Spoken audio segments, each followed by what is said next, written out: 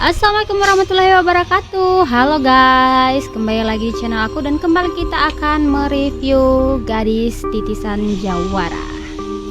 Ini di episode 3. Nah, di episode 3 ini diawali dengan adegan si Omar ya. Omar mendatangi rumahnya Gadis. Sebenarnya Omar ini ingin cari tahu tentang Gadis, kenapa Gadis selalu muncul di dalam ingatannya Omar. Makanya si Omar memang sengaja pergi ke rumahnya si Gadis dan dia melihat Gadis di kamarnya sedang tertidur. Nah, di sini Omar terkejut ya melihat kedatangan Pak Pandita ke kamarnya Gadis. Nah, ternyata Omar di sini semakin penasaran tentang Gadis. Di sini dia mulai menyelinap ke kamarnya Gadis. Dia pun melihat kehangatan antara Pak Pandita dan Gadis. Tapi tiba-tiba saja Omar gak sengaja menjatuhkan sesuatu dari kamar Gadis, membuat terkejut Pak Pandita. Dan di sini Gadis pun terbangun dari tidurnya. Gadis pun bertanya kepada papahnya kenapa dia teriak-teriak. Ayahnya pun mengatakan karena tidak ada apa-apa dan menyuruh Gadis untuk melanjutkan tidurnya. Adegan ini Putra itu masuk ke rumahnya dan dia marah-marah kepada ibunya. Dia mengatakan kenapa mama membohongin Putra.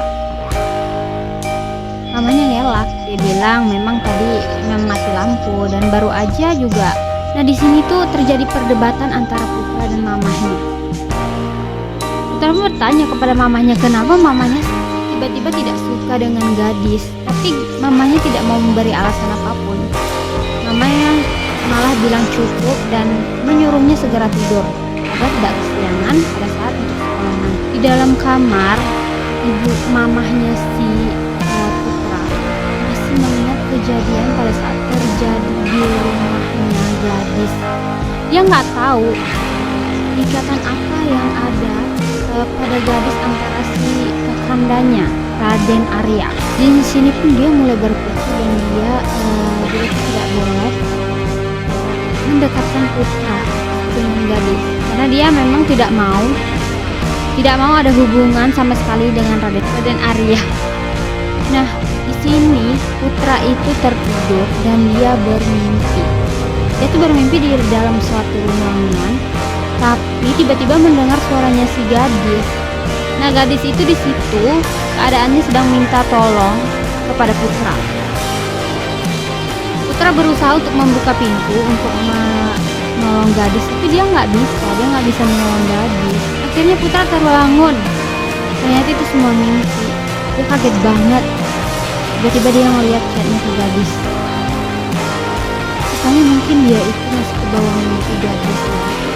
Karena dia sebelum tidur ngechat Gadis dulu. Di adegan selanjutnya sudah pagi. Di sini Gadis sudah mau ke sekolah dan dia ingin sarapan. Tiba-tiba dia tuh kaget karena kedatangan Tante Marini.